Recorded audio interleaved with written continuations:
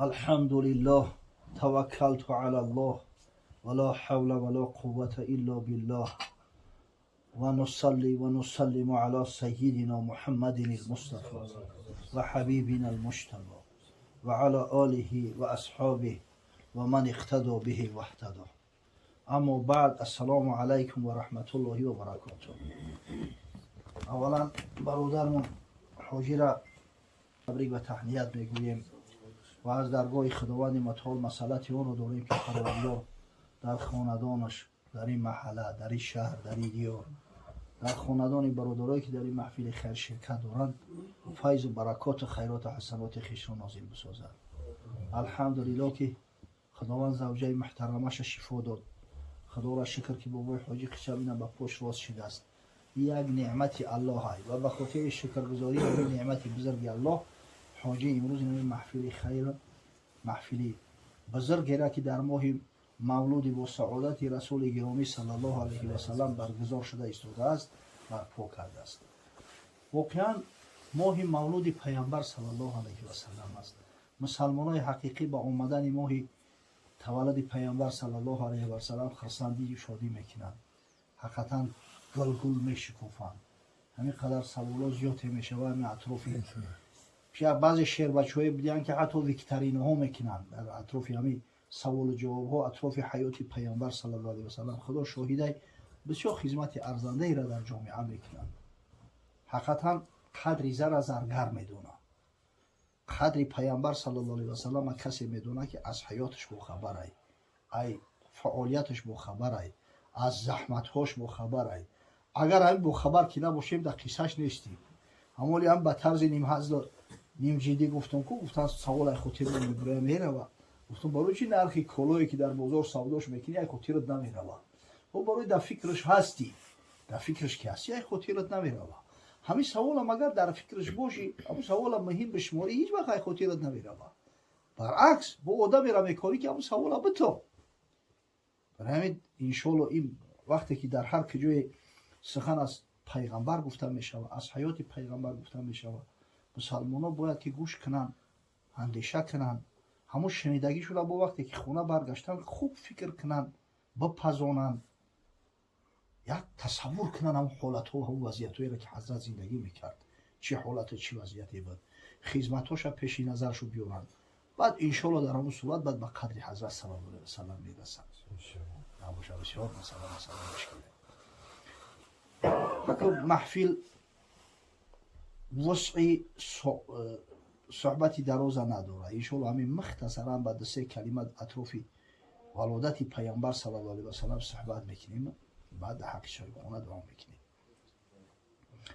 رسول گرامی محمد صلی الله علیه و سلم با قول مشهور 12 ربیع الاول سال 570 یا 571 عام الفیل، با قولی که شیخ صفی الرحمن مبارک فوری صاحب الرحیق المختوم با استناد به دلیل حجت هایی که محمود پاشای فلکی پیشنهاد کرده است، 9 ربیع الاول عام الفیل که برابر میآید با 22 اپریل سال 570 یا 571 میلادی پا به عرصه هستی گذاشته است. خداوند رحمت مغفرتش کنه.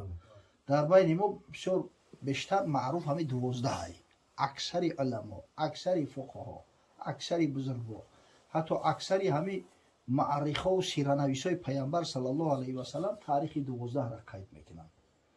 اما صاحب الرحیق المختوم میگه که همین شیخ محمود پاشای فلکی، این شیخ محمود پاشای فلکی یک عالم، یک استرونومی بزرگی همون امپریای عثمانی بوده است. میگه همه حساب کتابی دقیق کرده است، هر سالش آورده. میگه روز دوشنبه که به شک و شبهه پیامبر روز دوشنبه سحر دوشنبه تولد شدگی با 9 ربیع الاول سال 570 درست میآید. 9 ربیع الاول در تغری میگیره. اگر 12 بگیریم دوشنبه نمیشه، میگه پنجشنبه میشه یا چهارشنبه. همین خاطر میگه همین 9 ربیع الاولش درست‌تر و خوبتره.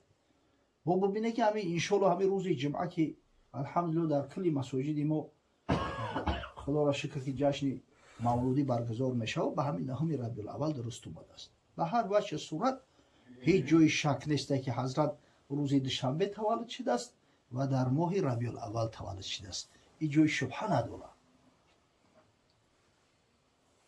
در روایت دلایل النبوت امام بیهقی اومده است، میگه که در زمان خلافت عبدالملک ابن مروان شاه بنی امیه، یک روز میگه در محفل عبدالملک ابن مروان یکی از صحابه پیغمبر صلی الله علیه و سلم با نام قباس ابن اشیم شرکت داشته است. آدم کلانسال بود، مسافید بود. و میگه عبدالملک ابن مروان سوالش کرد، گفت یا قباس انت اکبر ام رسول الله صلی الله علیه و سلم؟ یا قباس گفت کدامت کلانتری، تو یا که رسول الله صلی الله علیه و سلم؟ قباس ابن اشیم مکتب پیغمبر صلی الله علیه و سلم تعلیم گرفته است، خوانده است. از مقصد که از تعلیم از آداب و اخلاق پیامبر صلی الله علیه و سلم شمع کسب کردگی بود.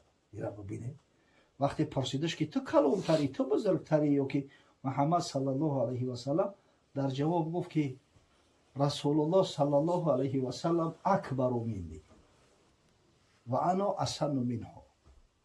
حضرت صلی الله علیه و سلم خیلی بزرگتر منه، نه که من به سین سال ایو کلانترم.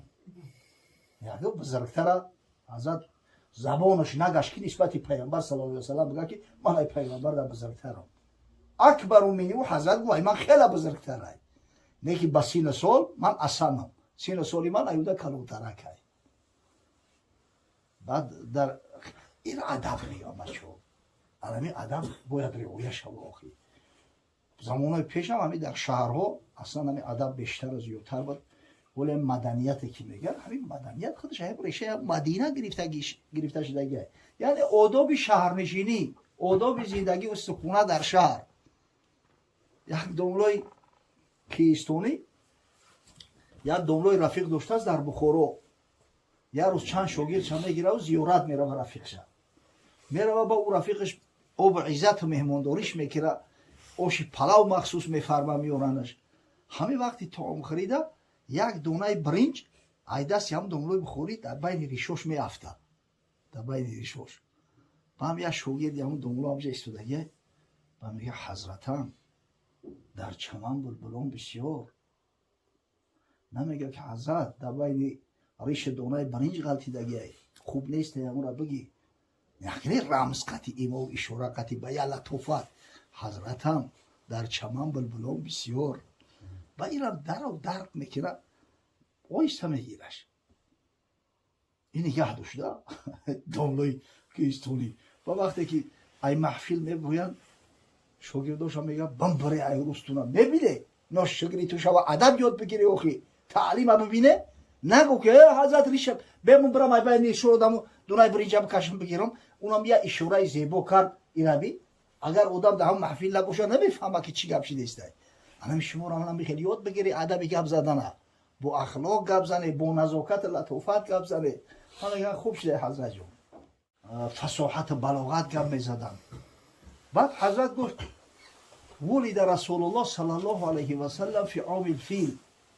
حضرت صلی الله علیه و سلم در سال عام الفیل، ها کنار تماشا کرده میدونه که او عام الفیل چیه. همون سالی که ابرهة الاشرم والی یمن قصد خراب کردن خانه کعبه را داشت، فیلای زیاد قطعی اومد کو فیلای جنگی قطعی. در همون سال میگه حضرت صلی الله علیه و سلم به دنیا اومد است. و وفقت بی امی میگه علا روث الفیل. مادر میگه یادم است که یک روز دست مگری ورد همون جایی که فیلای ابرهه بدن او فیل نجاست میکنه وقت کو همون در بالای سرگینای همون فیلو من یادم هست که همراه مادر میگن تا استودگی بدیم و عقل میگه من عقل داشت میفهمیدم. مادرم قصه کرد که در همجا او فیلای جنگی ابرهه بدن، مقصد خدای تعالی همجا مجازات چو کرد. یعنی من به عقل چه بدم که حضرت صلی الله علیه و سلم تولد شد، اما او از من خیلی بزرگتر است. سبحان الله. حقیقتا تولد حضرت صلی الله علیه و سلم یک خوشخبری بود برای تمام جهانیان. ولی امام بیهقی در کتاب دلایل النبوت با حجت و دلیل‌های زیاد میاره که مقصد بشارت تولد پیامبر صلی الله علیه و سلم در تورات است، در انجیل است. حضرت عیسی صراحتا بشارت داده و مبشرا برسول یأتی من بعد اسمه احمد، من بشارت دهنده هستم به شما با پیغمبری که بعد من میآید نام شریفش احمد است. تمام اهل کتاب میدونستند از ولادت حضرت صلی الله علیه و سلم آگاه بودند. حتی مردم ایران زمین که کش اونا زرتشتی بود، از بس که در همون منطقه و سطح اهل کتاب هم زیاد بودن، علماش آگاه بودیان، با خبر بودیان. در دلیل النبوت امام بیهقی از زبان جریر ابن عبدالله بجلی، صحابی بزرگ پیامبر صلی الله علیه و سلم، سردار قبیله بنی بجیله، این جوانمرد سردار قبیله بنی بجیله بود، اسلام آورد. در یمن سکونت میکردن. یمن در زیر تصرف اطاعت ایران بود، یک مضافات ایران حساب میخورد، والیاش همش از ایران بودن. جریر ابن عبدالله بجلی در دلایل النبوت از نام جریر ابن عبدالله بجلی روایت شده است که میگه لما کانت اللیله التي ولد فیها رسول الله صلی الله علیه و سلم ارتجس ایوان کسری و سقطت منها 4 اشرف. در همون شبی که در صبحش پیامبر صلی الله علیه و سلم به دنیا اومد، میگه ایوان کسری لرزید، حتی 14 کنگره قصر بر زمین افتاد شکست. و خمدت نار فارس ولم تخمد قبل ذلك ب1000 عام. آتش فارس، آتشکده آذرگوش است که مدت 1000 سال خاموش شده نگذاشته بودنش، آتش پرستو همون میگه خاموشی. و غازت بحیرت و ساوه، یک حوض بگیم یک بسینی کلان بود، جایی که در اطرافش دچه های همون اشراف و آدم های ثروتمند بود، او را بحیره ساوه میگن، حوضچه ساوه، همون میگه آبش خشک شی. و رأى المعبدان ابنا صعابا تقود خیلا عرابا قد قطع دجله و انتشرت فی بلادها. و میگه معبدان، سردار روحانیان زردشتی، در خوابش میگه دید که شترهای قوی هیکل اسبای همین عربی را، مقصد که قیادت میکنن پیش اسبا از قفاشون، دریا را گذاشتند، دریای دجله را، و در ملک فارس منتشر شدند، در پهن شدند. همین در شبی که حضرت صلی الله علیه و سلم در صبحش تولد شده است واقع بشید بیاد. خدا رحمت مغفرت کنه شیخ حکیم فردوسی را، همین را به نظم کشیده است در شاهنامه‌اش، بسیار مفصل و خوشرو. میگه چنان دید کسری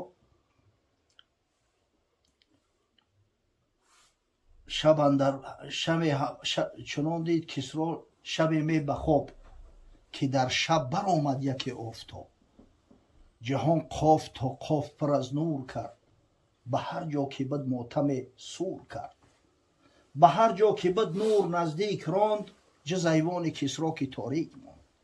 کسری نوشیروان همین بزرگترین شاه ساسانی ها، میگه همین در خواب دید که شبانه آفتاب برآمد، همه دنیا را روشن کرد، به هر جا که بد نور نزدیک راند، یگان جای تاریک دیگه نماند غیر ایوان و قصر پادشاه که هم که در تاریکی و ظلمت های دیگه دنیا همه منور و روشن شده است. بجست آنگه از خواب شب نیمه شب، به کس بر از این راز نگشود لب. شب خواب پرید خست، با کی گپ میزن آخه در نیمه شب؟ صبر کرد ایستاد، چو برافکند از چهر مهر، فرو خواند بری خویش بوزرج مهر. وقتی میگه آفتاب برقع از روش کند، نقاب ایروش کند، یعنی وقتی صبح دمید، این تشبیه ها و استعاره های بسیار شاعرانه و بسیار با فصاحت حکیم فردوسی است که میگه آفتاب از روش نقاب دور کرد، یعنی که روز وقتی که صبح دمید روشن شد، بزرگ مهری وزیرش دعوت کرد. این بزرگ مهر یک عالم بینهایت بزرگ، یک دانشمند به حد کلام بوده است. در همین زمان کسروی نوشیروان و بلاغت رسید، کلون شد. نوشیروان اخیر امیر را وزیر تعیین کرده بود، با مصلحت مشورتش عمل میکرد. میگه بوزرجمهر را صدا کرد. چو بشنید بوزرجمهر آن سخن، نگه کرد آن خواب سر تا به بون. پس آنگه چنین گفت بوزرجمهر، که ای روی تو روشن از ماه و مهر. از این روز پس تا 40 سال بیش، نهد مرد از تازیان پای پیش. بعد خوبش تعبیر کرد بوزرجمهر، گفت شاها ای همین روز حساب که همین 40 سال بعد یک مرد از تازی ها از عرب ها پا پیش میمونه. میگه من پیغمبری خدا هستم، به پیغمبری مبعوث شدم و از نام پروردگار بنده هاش به عبادت و به طاعت دعوت میکنم.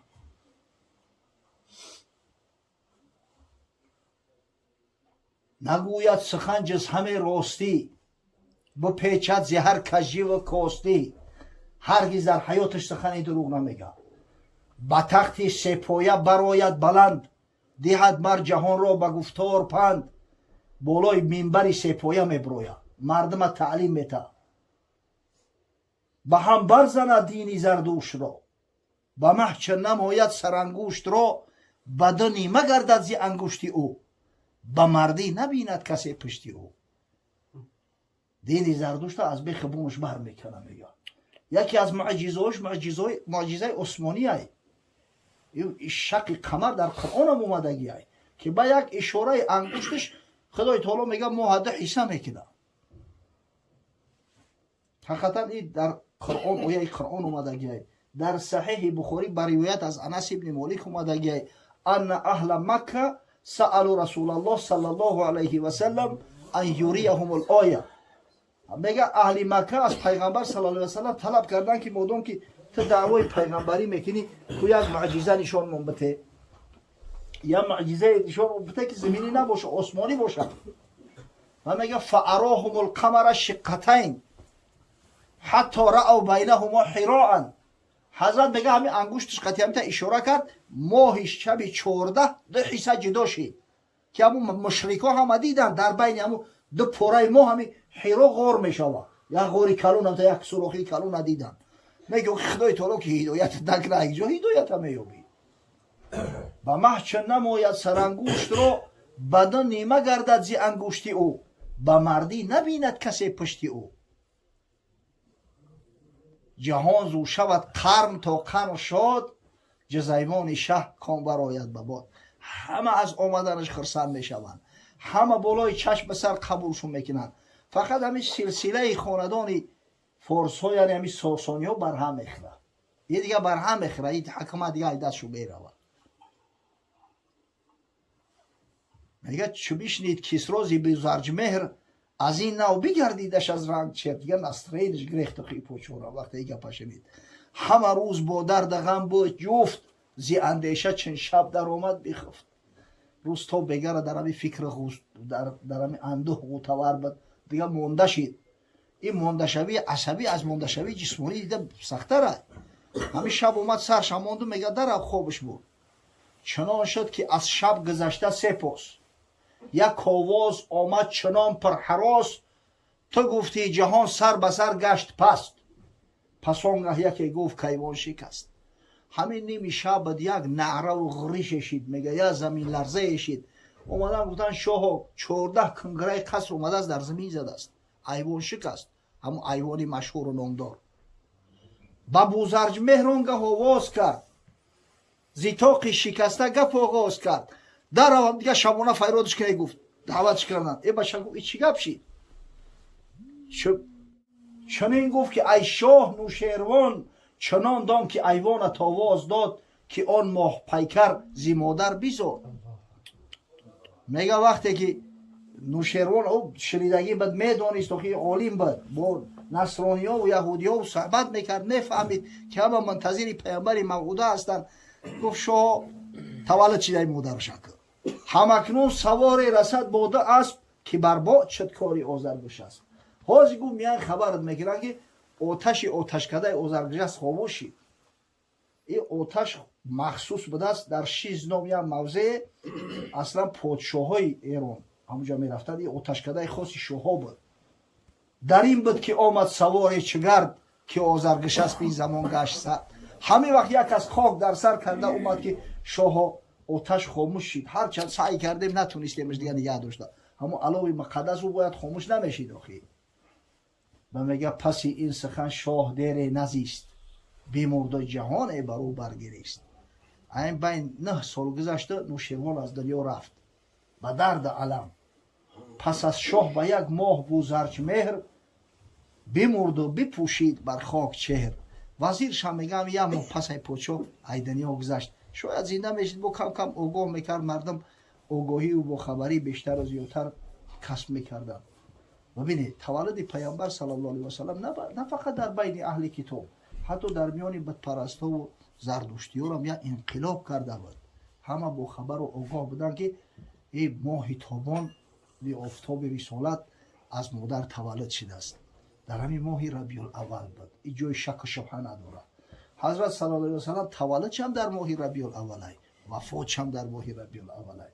اگه خشوع به حال مسلمانه که با آمدن این ماه خرسند میشود، شادی و مسرت اظهار میکنند. لااقل در حلقه فرزنداش وقتی که میشینه از پیغمبر صحبت میکنه، از صحابه پیغمبر صحبت میکنه، تاریخ حیات رسول الله صلی الله علیه و سلم برای فرزندان میگه. اگر به شرط همین کار کردیم فرزندان مسلمان کلام میشوند. فرزندان پگاه خدمت مون نمیکنند، خدمت دین مون نمیکنند. بعد که ای دنیا رو هم گذشتیم ان شاء الله امید داریم، یقین داریم که او فرزندان در حق و دعای خیر میکنند، با نیکیات مون میکنند، نام فراموش نمیشود. برای سعی کنیم ماهی ولادت پیامبر صلی الله علیه و سلم. آخه علم بسیار در کار نیست بچه، باور کنید. شرط نیست که تو یک عالم کلام باشی و بعد هم فرزندای خود تعلیم بدی. همین سخنای عادی کودکانه قطعی. سبحان الله. بچه جان اینه این همین رقم چنده؟ فارسی قطعی بفهمونش. اینه یکه، اینه ایش 8. اینه در کف دست هر آدم هسته. یک ایش 8. انا دستی چپ ببینید. اول 8 بعد 1. ایش 18 های. ایش 81. همین 18 را در بالای 81 مونی چند بشوه؟ هم بچه با ملکه متماتیکیش بیشتر میشه، بیچاره حسابات میکنه. این 18 را در بالای 81 مونی چند بشه بچه؟ 99. خدای بزرگ ما 99 نام زیبا و بزرگ داره. و هم چنین میدونستگید یکی نامای پروردگار رحمانه. خداوند نام زیبای داره با نام رحیم. پروردگار ستاره، غفاره، قهاره، جباره، رزاق، رازقه. اینمی رزق روزی را خدای تعالی داده. با صفت مثلا خالقش کائنات آفرید، ما و شما را آفرید. با صفت رازقش رزق روزی ما و شما را مهیا کرده است. با صفت رحمان و رحیمش نسبت ما ترحم میکنه که با فردا روز قیامت داخل جنت ما میبره. مقصد که صفت های خداوند متعال. بچه جان این ای 81 18 را بگیری چند میمونه؟ 63. رسول خدا صلی الله علیه و سلم پیشوا و محیب ما 63 سال عمر دیده است.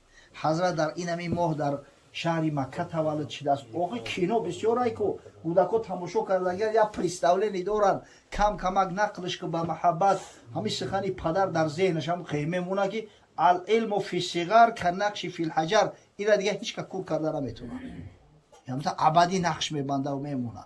و پیغمبر میگه خدا رحمت کنه پدرمونه، عجب مرده که بود این طریق قصه‌مو کرد، این طریق گپمو گفت. لا اقل من ماه مولود حضرت صلی الله علیه و سلم بچه استفاده ببرید در خانه‌هاتون. خدا را خوش میآید، پیغمبر خدا را خوش میآید. حضرت تاکید میکنه، میگه من صلی علی عند قبر سمعته و من صلی علی نائیا ابلغته. کسی در پیش قبرم بر من صلوات بفرسته میشنوم، کسی از دور اگر بر من صلوات بفرسته میورم به من میرسونم. در روایت دیگر اومده است که حضرت میگه این لله ملائکه سیاحین فی الارض یبلغون من امتی سلاما. خدا را ملائکه‌ای هست که در روی زمین سیاحت میکنن و هر کجا هر نفری از امتهای من بر من سلام و درود فرستاد البته میورن به من میرسونن. بچه جونو یک بار همه کسا بگیم اللهم صل علی محمد و علی آل محمد کما صلیت علی ابراهیم و علی آل ابراهیم انک حمید مجید.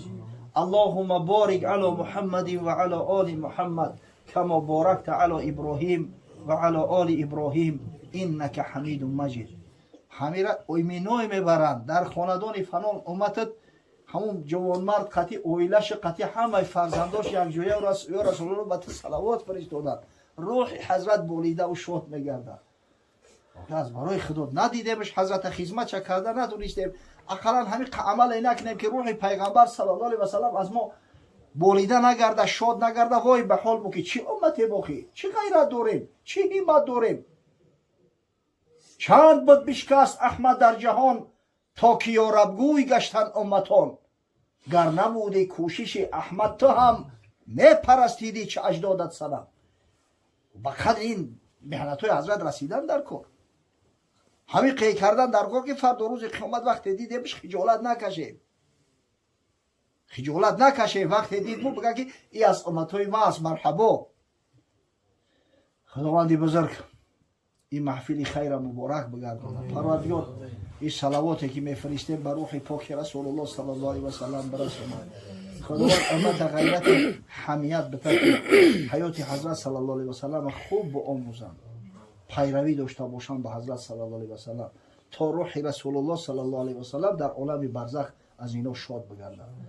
پروردگار در منزل حاجی خیرالدین در این محله و در این شهر در این دیار در خاندان برادرایی که در محفل خیری ما شرکت دارند فیض برکات خیرات و حسنات خیش رو نازل فرما. خداوند و فرد و روز قیامت با دستی پاک حبیبت محمد صلی الله علیه و سلم از حوض کوثر سیراب ما بگردان. پروردگار از شفاعت رسول الله صلی الله علیه و سلم برخوردار و با نصیب ما ساز. خداوند و عاجزانه دعا میکنیم در فردوس اعلی که مکان پیغمبران و بزرگای تست امتهای واقعی رسول الله صلی الله علیه و سلم مستقر بگردان. پروردگار را از صحبت و از دیدار پیامبر صلی الله علیه و سلم و از دیدار بی مثال خود با نصیب ما بگردان. خداوند عاقبت عمر ما به خیر انجام ده. ربنا آتینا